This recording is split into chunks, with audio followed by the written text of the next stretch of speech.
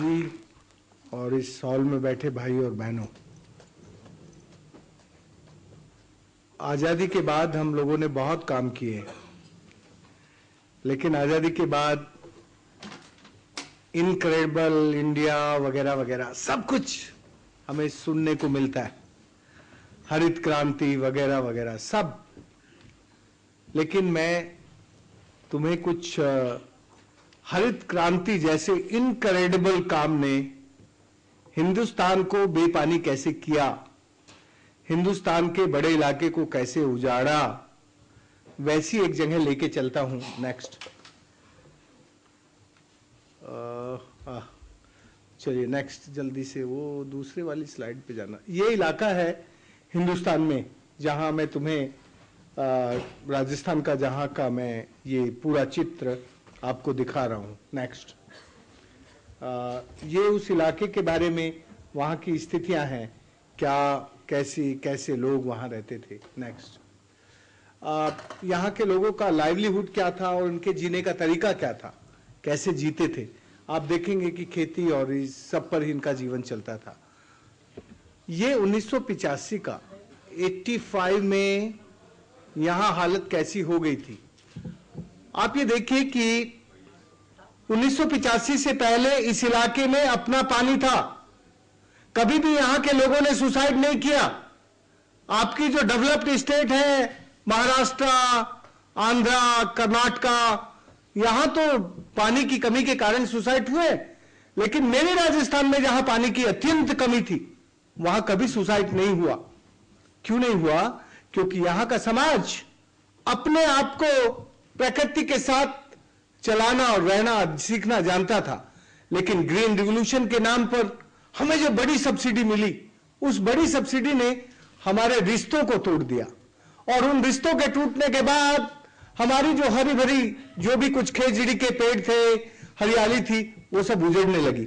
और उसके उजड़ने की हालत ये है। ये जो चित्र है ये आपको बताता है कि ये हमारा डेसिडुअस फॉरेस्ट एरिया किस तरह से वीरान हुआ, और यहां की जो समस्या थी, इरोजन, सिल्टिंग, बेपानी होकर लोगों का माइग्रेशन, वीमेन की लाइफ की ड्रेजरी। हमारे गांव में जवान औरत की जवानी इस बात के लिए नापी जाती थी कि वो कितना पानी लेके आ सकती है। एक मटकी पानी ले आई तो वो जवान औरत थी।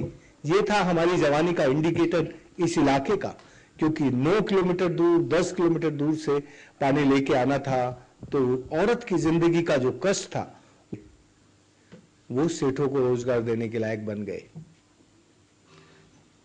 अब बंगलोर के इस मेडिकल कॉलेज के हॉल में आप मेरा भाषण सुन लेंगे और भाषण सुन के चले जाएंगे, इससे कुछ नहीं होने वाला।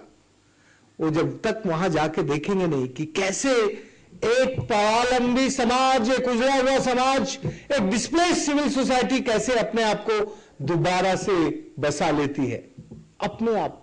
हमने कुछ नहीं किया, हम कोई ग्रांट लेके नहीं आए, कोई प्रोजेक्ट लेके नहीं आए। हमने क्या किया?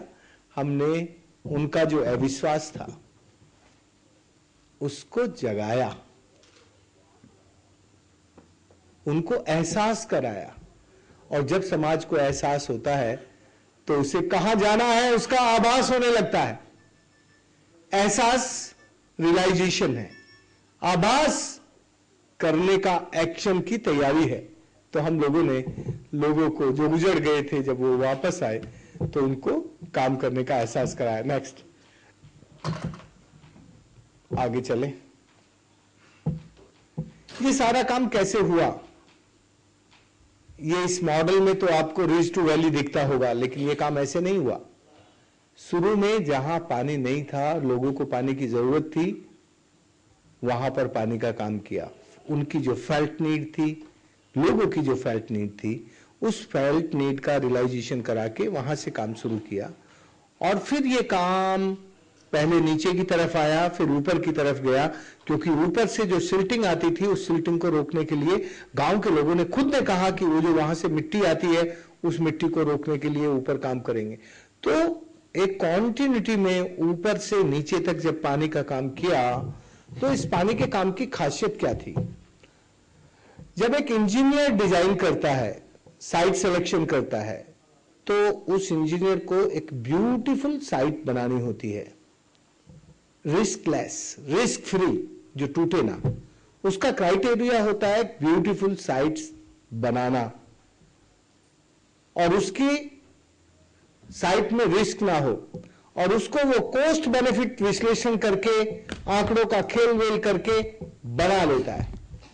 लेकिन किसानों का, जब कम्युनिटी अपनी साइट पे काम करती है, तब वो इसके लिए नहीं करती।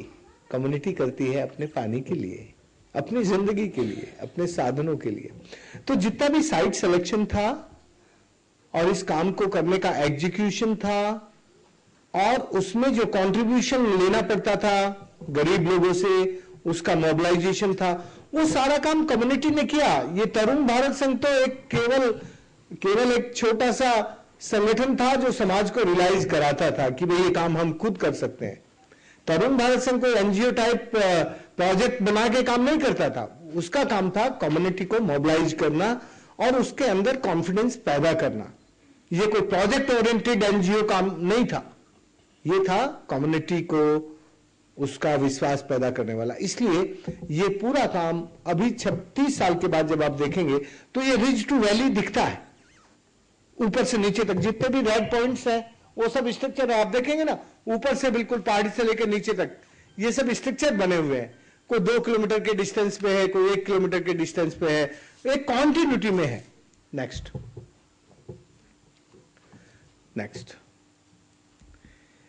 ये जो स्ट्रक्चर आप देख रहे हैं ये कुल 53,000 रुपए में बना था, 53,000, और इसका फायदा कितना हुआ? 3 करोड़ रुपए का। अब आप मेरे से पूछें कि यार 53,000 रुपए खर्च करके 3 करोड़ का फायदा कैसे हो सकता है? तो ये सारी दुनिया ही पानी का काम क्यों ना करने लगे, जब 53,000 खर्च करके 3 करोड़ का फायदा होता है। सारी दुनिया को करने में जो सबसे ज्यादा मुश्किल है वो अपनी कम्युनिटी को रियलाइज कराना, डिसिप्लिन। तुम स्ट्रक्चर तो बहुत बना सकते हो, जब भी तुम कुछ दोगे तो लोग स्ट्रक्चर बनाने के लिए तैयार हो जाएंगे। स्ट्रक्चर बनाना सबसे आसान काम है, लेकिन स्ट्रक्चर के जो बेनिफिट हैं उसको डिसिप्लिन तरीके से यूज करना और उसको यूज करने का सिस्टम इवॉल्व करना, वो सबसे डिफिकल्ट होता है। तो इन लोगों ने, आप देख रहे हैं राजीव जी, आपको सरसों की फसल दिख रही है, हम लोगों ने नियम बनाया कि सरसों की फसल को 1 पानी चाहिए। तो बस सरसों की फसल पर जब फूल आता है तब उसको 1 पानी होता है। यदि हम सरसों ना बोते, इस जगह गेहूं बोते, तो इस स्ट्रक्चर का फायदा 3 लाख रुपए से ज्यादा नहीं होता। आप समझ गए? ये गणित बता रहा हूं मैं, ये गणित ऐसा नहीं है हवा में बता रहा हूं, ये गणित मेरा जो 30 साल का टाइम टेस्टेड एक्सपीरियंस है उसके आधार पर बता रहा हूं। इसी स्ट्रक्चर का फायदा 3 लाख रुपए से ज्यादा का नहीं होता, क्योंकि गेहूं को 7 पानी चाहिए, और 7 पानी देने के लिए एरिया में, कम एरिया में फसल करेंगे। सरसों को 1 पानी चाहिए, उसको मीलों मील दूर तक पानी ले जाके अपनी सिंचाई कर सकते हैं। तो ये जो एग्रीकल्चर है, क्रॉप पैटर्न है, और ये जो पानी का यूज करने का डिसिप्लिन है, उसको ज्वाइंट करना होता है, उसको जोड़ना होता है, उसको इंटीग्रेट करना होता है, उसको मर्ज करना होता है। उसमें समझौता नहीं चलता, उसमें कंप्रोमाइज नहीं चलता, उसमें तो सीधा सीधा डिसिप्लिन का नियम चलता है, और उसके नियम के बिना वो नहीं होता। उसमें लड़ाई बहुत होती है, बहुत कॉन्फ्लिक्ट होते हैं। जब पानी आ गया तो हमारे जवान लड़के शहर से वापस आए और उन्होंने कहा, राजेंद्र भाई पानी आ गया, अब तो हम गन्ने की फसल करेंगे, चावल करेंगे, अब तुम कैसे रोक सकते हो हमें? भारी कॉन्फ्लिक्ट था। सरकार से लड़ना आसान होता है हम लोगों के लिए, लेकिन अपने बच्चों से लड़ना, जिन बच्चों के साथ काम किया उनसे लड़ना, उनको समझाना, ये सबसे डिफिकल्ट काम है। लेकिन उनको हमने, हमारे गांव के बुढ़े लोगों ने समझाना शुरू किया, हमारे गांव की लड़ाइयों ने समझाना शुरू किया, और फिर जब वो नहीं समझे तो हम लोगों ने फिर कंपनसेटरी एग्रीकल्चर पैटर्न बनाया कि ठीक है बच्चे हमारे हैं, ये गन्ना बोना चाहते हैं तो 1 बीघा गन्ना बोने की परमिशन तब मिलेगी जब वो 4 बीघे सरसों बोएंगे, 4 बीघे चने बोएंगे। तो जितना पानी एक फसल में लगता है उतना ही पानी जिस दूसरी फसल में लगता है, वो उसके कंपनसेशन में दूसरी फसलें हम लोगों ने रखी। तब जाके वो एक डिसिप्लिन बना, एक सिस्टम बना, और इस सिस्टम को फिर रिवर बेसिन लेवल पर हम लोगों ने पार्लियामेंट बनाई। नेक्स्ट, ये कुछ स्ट्रक्चर्स हैं, स्ट्रक्चर्स के डिजाइन है, ये फुट हिल पर बना मेडबंदी है। नेक्स्ट, ये जोहड़ की स्ट्रक्चर है, ये जोहड़ कॉनकेव होता है। हम 3 तरह की स्ट्रक्चर बनाते हैं। कॉनकेव स्ट्रक्चर वहां बनाते हैं जहां नेचुरल डिप्रेशन है, जहां जेंटल स्लोप है वहां हम स्ट्रेट स्ट्रक्चर बनाते हैं, और जहां स्टीप स्लोप होता है वहां हम उल्टी स्ट्रक्चर बनाते हैं। ऐसे ऐसे ऐसे पानी ऊपर से आता है तो वो छाती पर जोर मारता है और फिर बट के ऐसे चला जाता है, तो स्ट्रक्चर के ऊपर प्रेशर क्रिएट नहीं होता, इसलिए वो साइड में से उसको कॉन्वेक्स डिजाइन करते हैं ऐसे। तो हम लोगों ने जितने भी स्ट्रक्चर्स के डिजाइन किए वो नेचुरल फोर्स को, नेचुरल फ्लोज को समझ के, बारिश के क्रम को समझ के, तब वो डिजाइन हम लोगों ने बनाए। नेक्स्ट, ये नदी पर बनाया। नदी में खेती नहीं होती थी, हमारे यहां पानी और तो कहीं खेती हो नहीं सकती, तो नदी ऐसी आती थी, बह जाती थी। छोटी छोटी नदियां है हमारे यहां, नदी सूखी रहती है, एक दिन पानी आता है कभी साल में, कई साल में। तो जो वो नदी का बेड था उसमें छोटी छोटी स्ट्रक्चर क्रिएट करके, वो जो जमीन खाली पड़ी रहती थी उसमें बिना सिंचाई के हम लोगों ने गेहूं और दूसरी फसलें जिसमें पानी की जरूरत ज्यादा होती है वो हमने रिवर बेड में। लेकिन ये हमारी रिवर ऐसी नहीं है जैसी कर्नाटक की है, हमारी तो सूखी रिवर है, उसमें कभी कभी पानी आता है। नेक्स्ट, ये टांका है बारिश का पानी का। नेक्स्ट, यदि इन सारी स्ट्रक्चर्स को देखें कि समाज ने इसमें कितना पैसा खर्च किया, तो इसमें ज्यादातर स्ट्रक्चर्स 50,000 से कम खर्चे की हैं।